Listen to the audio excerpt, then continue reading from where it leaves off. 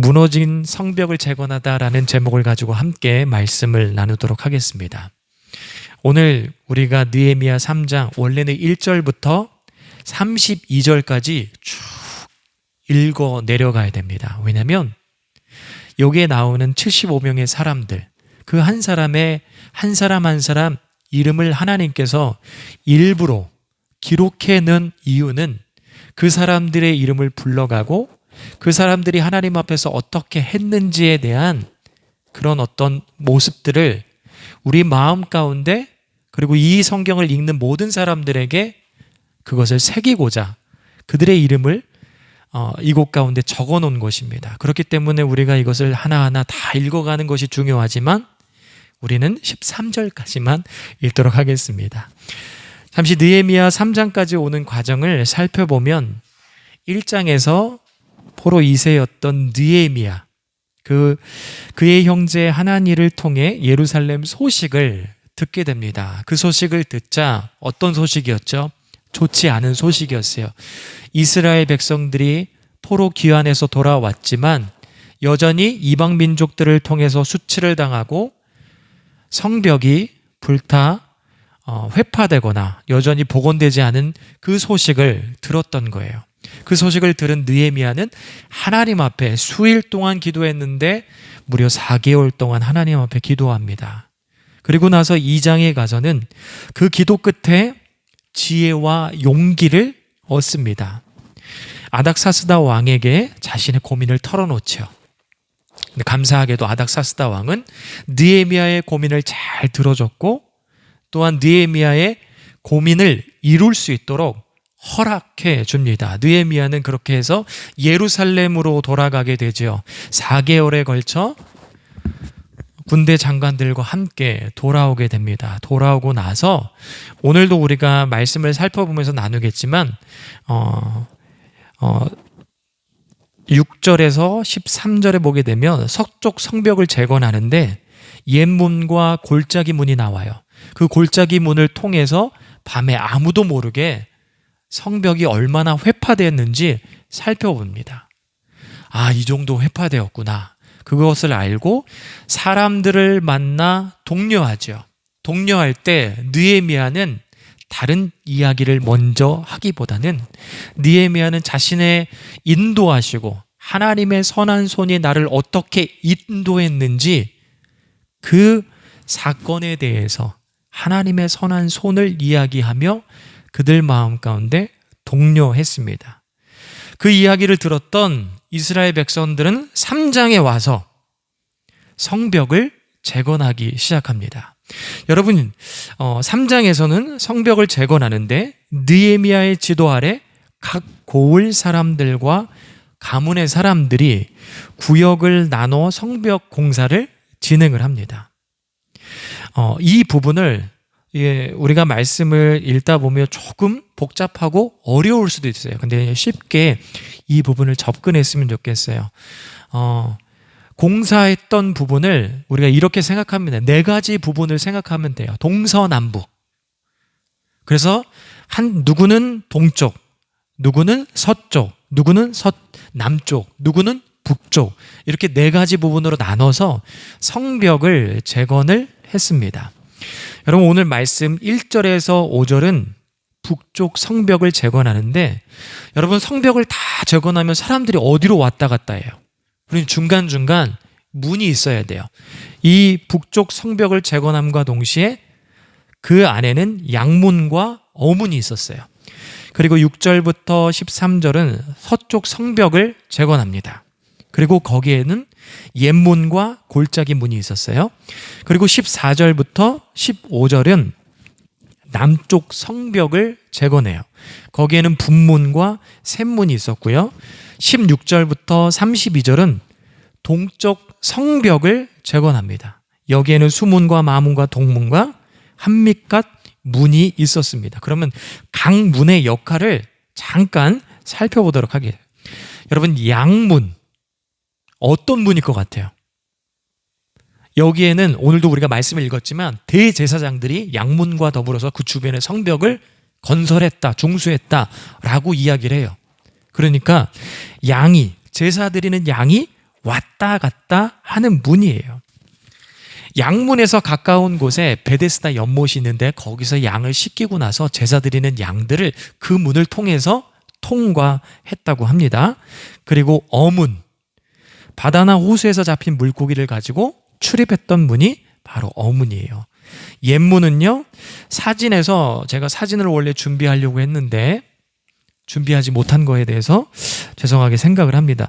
옛문은요, 어디에 위치하고 있냐면 모퉁이 가운데 위치하고 있어요. 그래서 이 옛문을 다른 말로 이야기하면 모퉁이 문이라고 이야기를 부르기도 합니다. 이곳에서는요, 사람들을 소집해 인원을 파악하는 그런 문이라고 해요. 그리고 네 번째는 골짜기 문. 이 골짜기 문은 쉽게 조금만 가면 골짜기가 나와요. 정말 이스라엘 사람들이 조금만 걸어가면 흰놈의 골짜기가 금방 나온다고 합니다. 그리고 분문은요, 다른 말로 하면 똥문이에요. 그래서 지저분한 오물들을 처리했던 문이 바로 분문이라고 합니다. 그리고 샘문과 수문, 딱 이름만 들어도 유추할 수 있죠. 물이 있는 곳, 근처에 물이 있는 문. 그리고 마문과 동문. 마문은 말들이 왔다 갔다 하는 문. 전쟁에서 말들이 확 왔다 갔다 하는 문. 동문은 동쪽에 있는 문인데 정확하게 어떤 용도로 쓰이는지 나중에 김경일 목사님한테 물어보면 좋을 것 같아요. 그리고 10번째 한밑갓 문. 이 문 역시 다른 이름으로 하면 모퉁이 문이에요. 그래서 옛문과 동일하게 이스라엘 사람들이 소집되었을 때 인원파, 그러니까 옛문과 한밑갓 문을 통해서 사람들의 인원을 파악했던, 소집되었던 사람들의 인원을 파악했던 문이라고 합니다. 이스라엘 사람들은 느헤미야 시도 아래 각 고을과 각 가문의 사람들이 자신의 집 맞은편이에요. 맞은편에 있는 성벽과 문을 힘써서 각각 분담해서 공사했어요. 그리고 그 일은 52일, 두 달도 채 되지 않은 그때 성벽이 완전히 재건합니다. 여러분, 느헤미야의 3장 공동체, 여기 느헤미야 3장에 나오는 이 공동체들 때문에 여러분 바벨론 이후 성벽이 재건되기까지 우리가 느헤미야를 그냥 직접적으로 느헤미야를 들어가게 되면 52일 만에 성벽을 재건했다. 거기에 초점이 맞춰질 경우가 많거든요. 근데 포로 때부터 전쟁에서 지고 난 다음에 포로에 끌려가서 다시 돌아온, 그리고 성벽이 재건한 해는 정확하게 140년이 걸렸어요. 그러니까 지금 이 3장을 통해서 성벽이 재건되는 것은 어떻게 보면 이스라엘 백성들에게 수건 사업이 완성되는 그때인 거예요. 이 성벽이 완성되어 이제는 다시 이스라엘 백성들이 포로민 가운데 하나가 아니라 다시 예전의 이스라엘로 돌아갈 수 있고 신앙 공동체로서 시작할 수 있는 기틀을 마련한 것이 바로 오늘 느헤미야 3장의 공동체예요. 그렇기 때문에 느헤미야 3장에서 75명의 이름들을 하나님께서는 일일이 나열하고 있어요. 그들을 기억하라는 것이죠.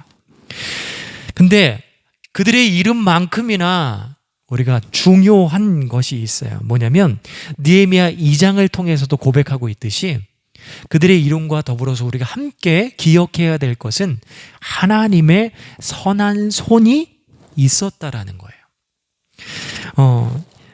2장에 보게 되면 느헤미야가 아닥사스다 왕 앞에서 그 얼굴에 수심이 가득 찹니다. 원래는 술 맡은 관원정이 왕 앞에 왕의 음료를 담당하는 자의 얼굴이 수심이 가득하다. 그러면 아무런 이유도 묻지 않고 느헤미야를, 아니면 술 맡은 관원장을 죽여도 상관없어요. 죽을 수밖에 없는 자리였을 수도 있어요. 그런데 그때 하나님의 손이 작용하시고 함께 하심으로 그 자리가, 죽음이었던 자리가 기회의 자리로 바뀌어버려요. 그런 것처럼 그렇게 느헤미야를 인도했던 것처럼 이스라엘 백성들을 하나님께서는 인도해 주신 거예요. 그의 하나님의 선한 손으로. 그리고 오늘 우리가 말씀에서는 등장하고 있지 않지만 예레미야 3장에 보게 되면 이 모든 것이 하나님의 언약에 근거하다라고 그렇게 고백하고 있어요. 예레미야 33장 25절에서 26절까지의 말씀이에요. 쉬운 성경으로 가져왔습니다. 자, 하나님의 응답이다. 내가 낮과 밤과 맺은 언약이 건재하고 하늘과 땅이 내가 정한 대로 움직이는 한 내가 야곱과 나의 종 다윗의 후손을 내치거나 다윗의 후손 중에 아브라함과 이삭과 야곱의 후손을 다스릴 자를 세우던 것을 그치는 일은 결코 없을 것이다. 나는 그들이 잃은 것 전부를 되찾게 해줄 것이다. 그들에게 자비를 베풀 것이다. 이것이 나의 최종 결정입니다. 여러분, 자연은 하나님이 정한 대로 움직입니다. 그리고 그 모든 만물이 하나님이 또한 정한 대로 움직여요. 하나님은 이스라엘 백성들과 약속하기를 정하셨어요. 너희가 잃어버린 전부를 되찾게 될 것이라고. 그래서 잃어버린 나라를 다시 찾고 성전과 성벽을 다시 복원, 중수할 수 있게 되었다라는 거예요.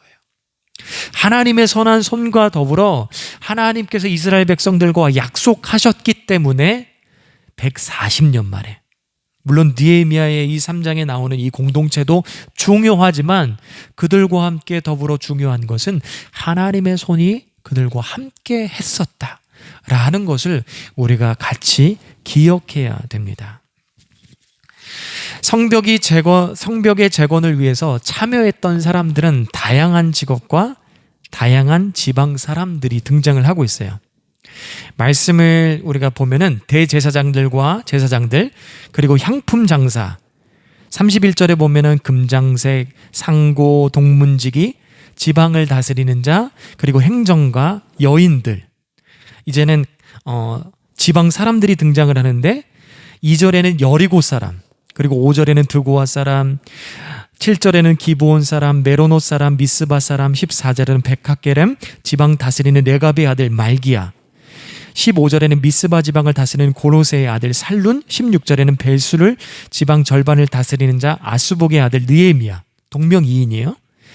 느헤미야가 17절에 그일라 지방 절반을 다스리는 자, 19절에 미스바를 다스리는 자 예수의 아들 에셀이 등장하고 있습니다. 느헤미야 혼자 성벽을 재건한 것이 아니라 각자 집 앞에 있는 그 성벽을 조금씩 그 부분을 그 섹터로 나누게 되면 43군데라고 합니다. 그렇게 부분씩 나눠서 함께 감당했다라는 거예요.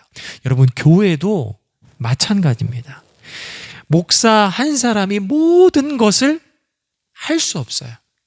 느헤미야가 혼자 감당하지 못했던 것처럼 교회도 목사 한 사람이 다 모든 것을 감당해낼 수 없습니다. 서로가 우리가 그 자리에서 자신이 가지고 있는 달란트, 은사를 가지고 함께 협력해서 교회를 이루어 가야 됩니다. 제가 설교를 준비하면서 개척이 진행되었던 과정들을 잠깐 되돌아봤어요. 여러분이 지금 보고 있는 이 공간, 제 아내와 제가 연필로, 그림을 잘 그리지 못하는데 연필로 막 그려가면서 스케치하고 지금의 공간이 나눠지게 된 거예요. 그리고 이거를 나누는데 제가 작업을 다 할 수 없잖아요.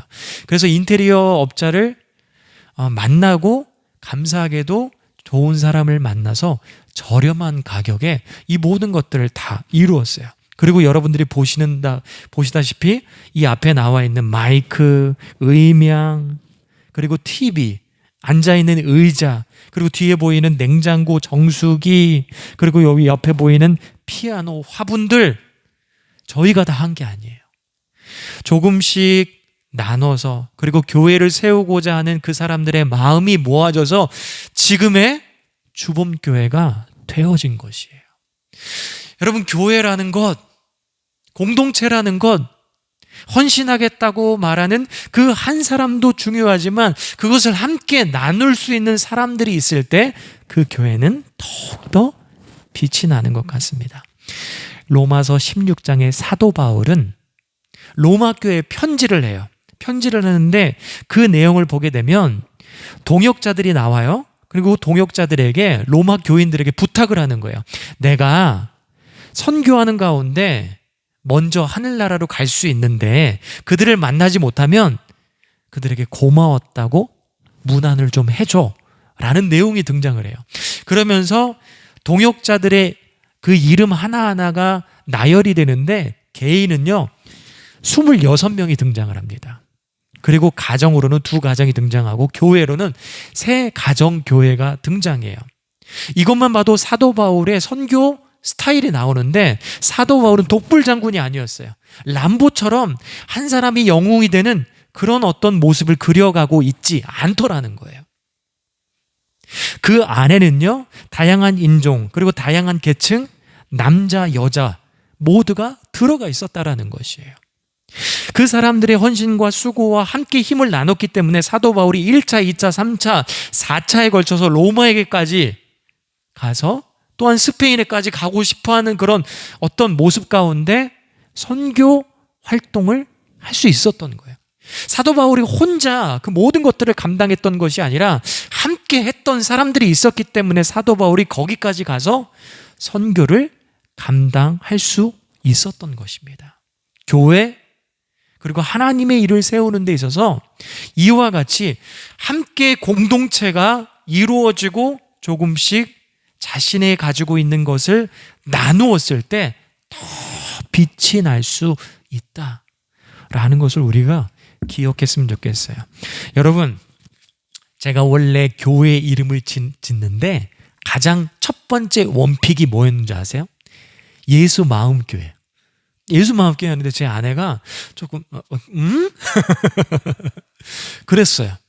그리고 두 번째가 어떤 거였냐면 함께 걷는 교회. 함께라는 단어가 너무 따뜻한 거예요. 교회라는 게 그렇잖아요. 우리가 그냥 목사님 뭐 이렇게 나와서 목사님 설교 듣고 잘한다 뭐 누구 평가하고 이런 게 아니라 우리가 함께 만들어가는 것이 교회잖아요. 그런 의미 가운데 함께 걷는 교회. 그러나 여러 가지 상황 가운데 고려해야 될 것들이 있어서 결국에는 주봄교회가 됐는데, 그래도 그 함께 걷는 그 말이 너무 좋아서 저희 유튜브 채널에 가게 되면, 제 주보에도 실었지만 유튜브 채널에 가게 되면 함께 걷는 주봄교회라고 그렇게 이름을 정하고 있어요. 여러분, 우리가 각자 조금 부족할 수도 있어요. 저도 많이 부족해요. 그러나 그 부족함을 갖고 함께 걸어가는 그런 공동체가 되었으면 좋겠습니다. 본문 4절에 학고스의 손자 우리의 아들 무레못이 중수했다고 합니다. 우리 4절 다시 한번 읽어볼까요? 시작. 그 다음은 학고스의 손자 우리의 아들 무레못이 중수하였고, 여기까지. 무레못은요 어떤 사람이냐면 제사장이었어요. 이스라엘 백성들이 바벨론과의 전쟁에서 져서 포로로 끌려갑니다. 그리고 나서 페르시아, 이렇게 아닥사스다 왕을 통해서 그리고 고레스 왕을 통해서 귀환하게 되죠. 귀환해서 이제 다시 고국으로 돌아와서 예전의 제사장직을 감당을 하길 원했어요. 그런데 에스라 2장에 보게 되면 무레못, 학고스의 손자 우리 아들 무레못이 제사장 직분을 감당하지 못했습니다. 왜냐하면 제사장이라고 했을 때 자기가 제사장 가문이라는 것을 증거를 가지고 있어야 돼요. 그래서 그것을 남들에게 보여주고 그 증거 때문에 다시 제사장직을 감당했었어요. 왜? 다시 포로 귀환했으니까. 그러니까 누가 제사장인지, 그리고 정말 저 사람이 제사장의 가문인지 알아야 되잖아요. 그래서 항상 제사장들은 그런 증거들을 가지고 다녔다라는 거예요. 근데 전쟁 가운데 그것을 잊어버렸어요. 충분히 납득이 되고 이해가 되는 상황이잖아요. 그런데 그 증거가 없다는 이유만으로 무레못은 제사장 역할을 감당하지 못했어요. 에스라 2장에 정확하게 나옵니다. 그 직무를 수행하지 않았다. 다시 영광에 참여하고 싶었지만 할 수 없었어요. 그렇기 때문에 무레못은 그 마음 가운데 상처가 됐을 것이에요. 충분히 이해해 줄 수 있는 상황 아니야? 근데 이해하지 못하는 거예요. 그렇기 때문에 그 일이 상처가 될 수 있었지만 무레못은 상처 가운데, 상처보다는 무엇을 더 묵상했냐면 다시 그 영광에 참여하고 싶다. 제사장 직분을 감당하고 싶다. 그 갈망과 열망이 더 컸던 거예요. 그래서 다시 에스라 8장을 딱 읽어가다 보면 무레못이 에스라와 더불어 사람들에게 인정받아서 제사장직을 감당을 합니다. 상처받아서 고국을 뒤로하고 이 이스라엘 내가 치사해서 대사장직분 이제 그만둔다 이렇게 생각하는 것이 아니라, 뒤로 해버리는 것이 아니라 그것을 오히려 딛고 일어나 지금 오늘 본문에서는 본문 보게 되면 이 무레못과 더불어서 6명, 7명의 사람들은 2배로 성벽을 짓는데 감당해요. 무레못 역시 양문 근처에 성벽을 재건하는데 함께하지만 또 동쪽문에도 사람이 모자랐을 때 함께 가서 그 성벽을 재건해, 더 많은, 남들보다 더 많은 성벽을 재건하는 일에 참여하게 된 거예요. 상처에 머물러 있는 것이 아니라 오히려 더 하나님의 일에 갈망하고 열정 가운데 다시 회복되었다라는 거예요. 여러분 혹시 미디어를 통해서 이런 단어를 들어봤을 것이에요. 가나안 성도. 가나안을 거꾸로 하면 어떻게 되죠? 라이아 거꾸로 해봐. 가나안. 그러면 안 나아가. 그렇죠? 예. 요즘 교회 안에 이런 성도가 많은데, 신앙이 있는데 상처받은 것 때문에 교회에 나와서 신앙생활을 하지 않은 사람들이 너무나도 많아요. 근데 여러분 잘 한번 생각해 보자고요. 내가 상처를 받을 수 있어요. 그런데 나도 상처를 줄 수 있습니다. 어떻게 보면 저마다의 이유가 있지만 사실 우리가 부족한 것 때문에, 제한적인 것 때문에 서로가 다 피해자예요. 그렇죠? 상처를 주고 받을 수밖에 없는 연약한 존재예요. 그렇기 때문에 우리가 느헤미야와 같은 모습이 필요한데, 느헤미야가 그 아픔 가운데 있을 때 무엇을 했습니까? 하나님 앞에 나와 기도했다라는 거예요. 그리고 느헤미야 이름의 뜻이 뭐죠? 하나님은 위로자다. 그래서 이스라엘 백성들 지금 위로하고 있잖아요. 그리고 무레못도 하나님께서 그 마음을 치유해 주셨어요. 그 상처를 치유했기 때문에 다시 무레못이 제사장 직분을 감당한 줄 믿습니다. 여러분, 내가 상처받고 상처받은 것 때문에 그 자리에 머물러 있는 것이 아니라 하나님의 위로를 받아 그것을 딛고 일어나 더 많은 하나님의 일하심을 함께 할 수 있는 저와 여러분이 되게 간절히 축복합니다. 상처 때문에 머물러 있는 것이 아니라 오히려 그 상처 때문에 하나님의 마음을 알길 원합니다. 우리 5절 한번 읽어보도록 하겠습니다.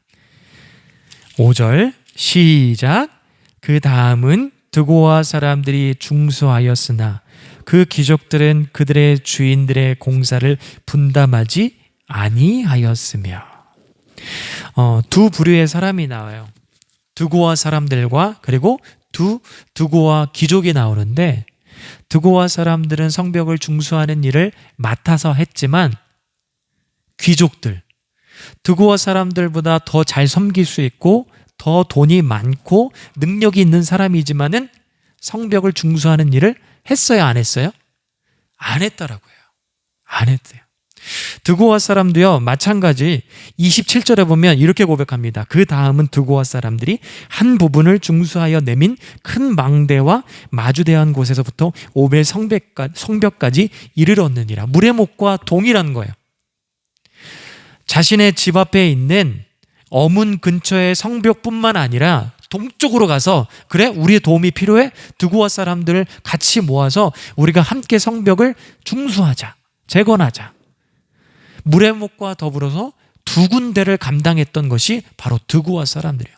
여러분, 지금 이스라엘 백성들이요 140년 만에 성벽이 재건되는, 이제 신앙 공동체로서 시작할 수 있는 기틀을 마련하는 역사적인 순간이, 근데 그 역사적인 순간에 함께하지 않는 사람도 있더라는 거예요. 근데 드고아 사람들은, 무레못은 두 군데나 더 감당을 하더라는 거예요. 제가 이 말씀을 보면서 신약에 한 사람이 떠오르더라고요. 어떤 사람이냐면 사도 바울에게 있어서 유력한 사람 누가 있을까요? 디모데. 근데 저는 디도라는 사람이 떠올랐어요. 디도는요, 사도 바울, 디모데도 마찬가지 사랑하는 아들이지만 디도 역시 사랑하는 아들이었어요. 그리고 더 유력했던, 그가 더 많이 사랑했던 사람이 디도였던 것 같아요. 왜냐하면 참 어려운 자리에 디도가 자원해서 가서 그 일들을 감당해요. 예를 들자면 갈라디아서 그리고 사도행전 15장에 보게 되면 예루살렘 공회에 바나바, 사울과 그 다음에 더불어 디도도 함께 했대요. 여러분, 예루살렘 사도행전 15장에는 예루살렘 공회를 시작하고 통과되는 과정 가운데 있어요. 아직은 이방인의 선교대에서 적극적으로 생각하지 않을 때예요. 그렇기 때문에 디도는요, 이방인 사람이거든요. 자칫 잘못하면 그 자리에서 유대인들한테 돌로 맞을 수도 있는 그런 상황인 거예요. 하지만 이방인들도 율법을 준수하지 않아도, 그리고 유대인이 아니어도 복음을 받아들일 수 있습니다 라고 하는 그 목소리를 높이는 자리에 함께 했어요. 자칫 잘못하면 돌로 맞을 수도 있지만 그것을 두려워하기보다는 함께 했습니다. 그리고 고린도 후서에 보게 되면 2장에 보게 되면 사도 바울이 디도를 드로아에서 만나기를 원해요. 근데 만나지 못하고 마게도냐로 사도 바울이 내려가죠. 왜 만나기를 원했냐면 고린도 전서가 문제투성이 교회도 하나님의 교회다 그러면서 여러 가지 문제들이 있었어요. 그 문제를 잠재우기 위해서 눈물의 편지를 사도 바울이 쓰는데 그걸 누가 갖다 주냐면 디도가 갖다 줘요. 그리고 고린도 후서는요, 제목이 뭐예요? 사도 바울의 영적 자서전. 그러면서 사도 바울의 사도직을 의심했다라고 그렇게 막 나오거든요. 상황이 좋아요, 안 좋아요? 고린도 교회 편지를 갖다 주면 와, 감사합니다. 그렇게 반응할 수 없는 상황인 거예요. 막 문제가 발생하고 있고 그 문제 가운데 눈물의 편지를 썼지만 그 내용이 그렇게 막 따뜻한 내용은 아닐 거란 말이에요. 근데 그 일을 누가 했느냐? 디도가 감당했어요. 그리고 고린도 후서에 보게 되면 예루살렘 교회, 이방인 교회는 마도 처치와 같은 교회였어요. 근데 이 예루살렘 교회 가운데 상황이 안 좋았어요. 기근이 발생이 돼서 막 사람들이 헌금하기도 그렇고 그러면서 어려움을 겪었어요.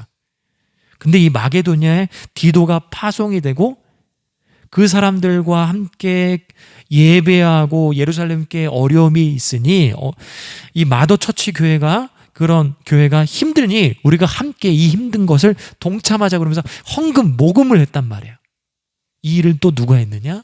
바로 디도가 했어요. 그리고 마지막으로 디도는요, 어디 가서 목회 사역을 했냐면 그레데라는 지역에 가서 목회 사역을 하는데 그레데 이꼬르 거짓말쟁이. 저 사람은 거짓말을 많이 해. 그러면 저런 그레데 같은 사람인 같으니라고 막 이렇게 이야기할 정도로 그레데 사람의 수준들은요 좋지 않았어요. 근데 그 자리에 누가 가느냐? 바로 디도가 가서 목회를 합니다. 자원하는 마음으로.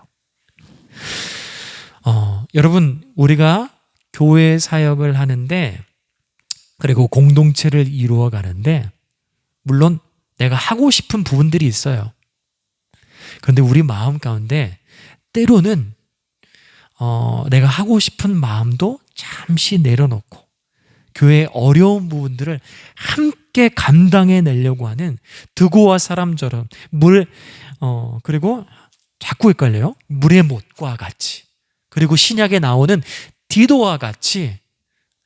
그리고 여러분 요즘 강철 부대가 또 예능 또 인기가 많지 않습니까? 거기서 특전사, 박군 때문에 특전사가 인기가 많은데 항상 힘들 때마다 외치는 구호가 있어요. 안 되면 대기하라. 네. 조금 힘들고 어려운 일을 되게 하는 일에 마음을 쏟고 함께하는 그런 저와 여러분이 되었으면 좋겠습니다. 그리고 우리 마지막으로 느헤미야 3장을 쭉 읽어가다 보면 반복적으로 등장하는 단어가 있어요. 중수하더라. 그리고 나서 또 반복적으로 등장하는 단어가 있는데 무려 30번이나 나오는데 그 다음은 여러분 보세요. 2절에도 보게 되면 그 다음은, 그리고 4절에 그 다음은, 5절에 그 다음은, 7절에 그 다음은, 그리고 8절에 그 다음은, 계속 그 다음. 왜? 성벽이라는 것은 한 부분만 만들어졌다고 해서 성벽의 역할을 감당하는 것이 아니에요. 마치 원을 그리듯이 그 성벽이 다 그려졌을 때, 다 만들어졌을 때, 그 다음 사람들에 의해서 다 만들어졌을 때 성벽의 역할을 감당할 수 있는 온전한 성벽의 역할이 되는 거지, 누군가가 감당하지 않으면 성벽으로서의 역할을 온전하게 감당할 수 없다라는 것입니다. 20절에 보면 삿배의 아들 바룩이 한 부분을 힘써 중수했다고 해요. 그가 중수했던 거리는요, 한 10m 정도 돼요. 10m라고 해가지고 성벽이라는 거요, 높이가요 6m 되고, 그리고 넓이도 6m가 된대요. 왜냐하면 그 당시에 성벽은요, 그냥 높게 쌓는 거로 끝나는 게 아니라 거기에 막 마차도 왔다 갔다 할 수 있을 정도로 그 성벽에 두께가 있었다고 해요. 그렇기 때문에 딱 봤을 때 바룩이 힘써서 중수한 그 부분, 작은 부분이 아닙니다. 그런데 남들과 비교했을 때는 작은 부분이에요. 그러나 이 부분을 힘써 중수했다라고 합니다. 여러분, 우리가 우리 각자 있는 자리에서 있는 모습 그대로 여러분들이 할 수 있는 한, 여러분들이 지금 어떻게 보면 개척하는 그 과정 속에서 할 수 있는 것들이 있습니다. 함께 나와서 예배 드리는 것만으로 해도 저에게, 그리고 주범교회에 있어서 큰 도움과 힘이 되는 것이에요. 그 일들을 우리가 마음을 모아 감당해내는 저와 여러분이 되길 간절히 축복합니다. 여러분, 느헤미야 3장의 공동체가 있었기 때문에 이 역사적인 순간이 만들어진 거예요. 그리고 주범교회는요, 여러분들이 있었기 때문에 그 다음 역사적인 순간이 만들어갈 줄 믿습니다. 말씀을 마치도록 하겠습니다. 함께 말씀을 묵상하며 기도합니다.